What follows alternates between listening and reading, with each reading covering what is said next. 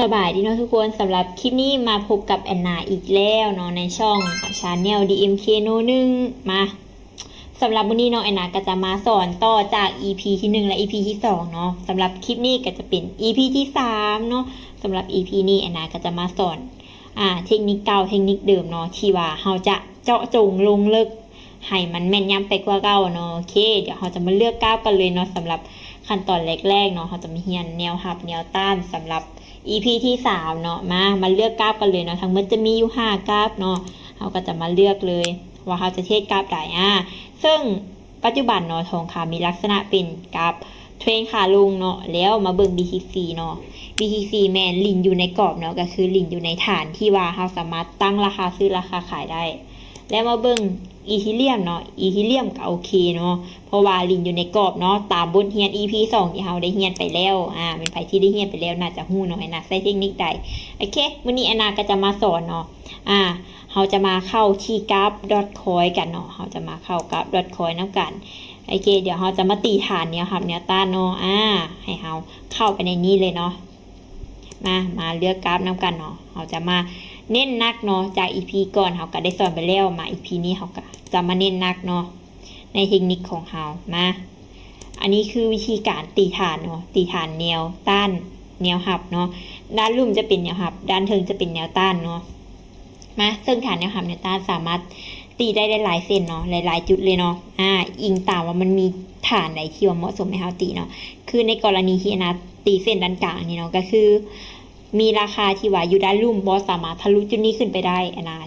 จะตีฐานแนวต้านให้มันและด้านเทิงสามารถลงมาได้อาจจะลงได้แต่ว่าลงได้บ่หลายแท่งเนาะมีส่วนหลายที่ลงมาบ่ได้ซึ่งจะตีฐานให้มันเนาะโอเคเป็นฐานใหญ่อยู่3ฐานเนาะปัจจุบันเนาะมันลิงอยู่ในกรอบเวลาที่มันก่ายกรอบไปเนาะหรือว่าก่ายเส้นราคาขึ้นไปในลักษณะแบบนี้มีลักษณะเป็นเทรนขาขึ้นได้เด้อเราจะมาเทรดดีโมเด้อทุกคนเด้อบัตรซีจริงเลยก็ได้เนาะอาจจะเทรดบัตรซีจริงเลยเปลี่ยนภาษาเนาะ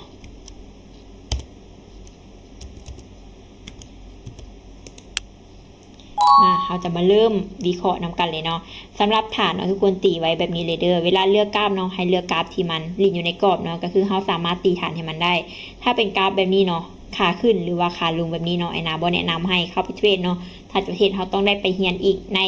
EP ต่อไปเนาะไอ้นาจะมาสอนให้เด้อสำหรับมึงจะมาเรียนฐานเนาะครับแนวต้านที่ว่าแม่นยำเนาะเป็นรูปแบบดวงนอนเนาะเห็นบอกปัจจุบันกายโซนเส้นราคาที่นาตั้งให้เนาะหรือว่าแนวต้านที่นาตั้งให้มันมีการทะลุขึ้นไปแล้วเนาะทุกคนเป็นเทรนขาขึ้นแล้วโอเคเราจะมาเริ่มออกออเดอร์แรกนำกันเนาะหวังว่าคลิปนี้ทุกคนจะเข้าใจในการอธิบายของไอ้นาเนาะหรือว่าบ่เข้าใจเนาะสามารถคอมเมนต์ใต้วิดีโอได้เนาะคลิปนี้ก็จะเป็นคลิปสดๆเนาะที่ว่าไอ้นาจะมาเทรดให้เบิ่งปัจจุบันเนาะได้มีการดันราคาลงมาเนาะบ่ได้ตามฐานแต่อย่างไหนตามขายไปเลยทุกคนเนาะตามขายไปเลยเพราะว่าคือนะจะตีฐานให้เบิ่งเนาะเขาจะมาเลือกเอาอยู่นี่เนาะแล้วมาตีฐานให้เบิ่งโอเคจุดนี้เนาะที่ว่าราคาปีอยู่จุดนี้เนาะโอเคเอามาตีฐานเห็นบอกว่ามันบ่ได้ตามฐานแต่อย่างใดในอดีตเนาะในอดีตแมนบ่ได้ตามฐานใดเลยก็คือบ่มีฐานใดที่ว่าให้มันยุดอยู่ในจุดนั้นเนาะแสดงว่ามันสามารถลงมาต่อได้จนถึงฐานที่ว่าต่ำสุดเนาะมาเบิ่งว่าจะวินบอลหรือว่าจะเสมอเนาะมีการตีราคาขึ้นไปได้ในกรณีที่ว่ามันใกล้เนาะทุกคนอาจจะบ่ต่ำแต่ถ้าว่ามันใกล้เนาะมันก็มีโอกาสดีตัวขึ้นมาได้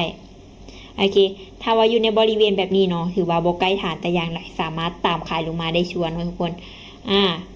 มาออเดอร์ที่2เนาะขอโทษหลายๆเนาะควรเสียงก็เป็นแบบนี้คำเว้าก็บ่ค่อยชัดเนาะสามารถคอมเมนต์ได้โอเคสำหรับคลิปนี้เนาะนะจะตามขายไปคือเก่าเนาะได้รูดโซนลงมาและมีการซึ้งตัวเนาะมาเบิ่งแท่งนี้เนาะแท่งรอออกออเดอร์ของเฮาเนาะได้มีการรูดโซนลงมาก็คืออยู่ในระหว่างที่เฮาคิดเส้นไว้เลยเนาะแล้วมันมีการลุดลงมาน้อยนึงซึ่งเวลาที่มันลุดลงมาเนาะมันมีการนิ่งตัวแสดงว่ามันได้ลุดซูลงมาแล้วเราสามารถตามขายได้เนาะเวลาที่มันนิ่งตัวบ่งบอกถึงแฮงขายที่ว่ามาได้ 100% เราสามารถตามขายได้เลยมาเบิ่งว่า1วิเราจะวินบอลหรือว่าจะสวิงตัวเนาะโอเคออเดอร์ที่2ถือว่าเราวินไปเนาะมีกำไรเนาะออเดอร์นี้เ ดี๋ยวเราจะไปออเดอร์ที่3เนาะซึ่งการบริหารเงินนี้แอนนาจะบริหารเงินแบบคูณเงินเนาะจะเดินอยู่50เนาะจะพลาดไป2ออเดอร์แอนนาจะพายุดเนาะสำหรับคลิปวิดีโอนี้โอเคมีการดันลงมาแบบนี้บอสต่ำฐานแต่อย่างใดเซลล์ทุกคนขายไปเลยเนาะออเดอร์แบบนี้ต่ำฐานอยู่หน่อยหนึ่งเนาะแต่ว่าโบแม่นฐานใหญ่เลยทุกคนเด้อคือบริเวณนี้เนาะบริเวณนี้เห็นบ่บริเวณนี้เนาะเป็นฐานที่ว่ามันต่ำเนาะแท่งตัวนี้เนาะแท่งที่ว่าเฮารอออกออเดอร์เนาะมีการต่ำฐานประมาณนี้แต่ว่าเป็นฐานน้อยเนาะเห็นบ่เป็นฐานน้อยเพราะว่ามีหลายแท่งทะลุได้ซึ่งจะตีว่าเป็นฐานน้อยเนาะเขาสามารถปรับได้อยู่นี่เนาะเวลาที่มันเป็นฐานน้อยแต่มันคือมีการตีราคาขึ้นไปเนาะแต่สุดท้ายมันก็มีการตีราคาลงมาทุกคนมันก็มีการย่อข้างนอกกราฟเนาะแต่ว่าเทคนิคนี้แท้แอนนาไซก็ค่อนข้างที่จะโอเคเนาะคือมีเปอร์เซ็นต์ที่จะชนะกับตลาดแมน80-90%เลยมาเดี๋ยวแอนนาจะพาออกอีก1ออเดอร์เนาะ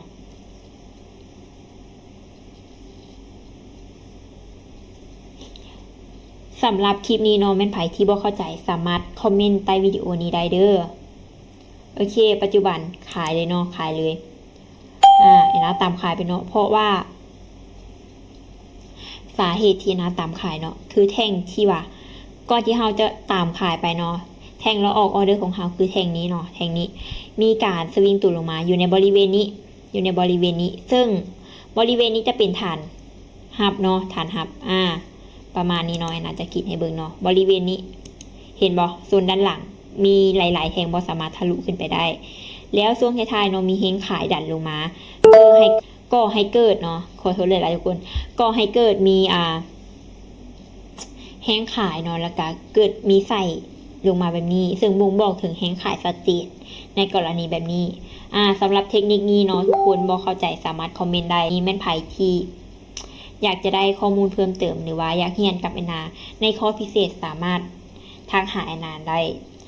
สำหรับเบอร์เนาะใต้กล้องวิดีโอนี้เลยเด้อทักมาหาแอนนาได้แอนนาจะสอนเป็นการส่วนตัวให้เนาะสำหรับเทคนิคนี้พิเศษแต่ว่าในช่อง YouTube ของแอนนากะแม่นครบจบแล้วเน้นๆเลยเนาะโอเคเดี๋ยวมาเจอกันต่อเนาะใน EP ต่อไปเด้อสำหรับคลิปนี้บ๊ายบาย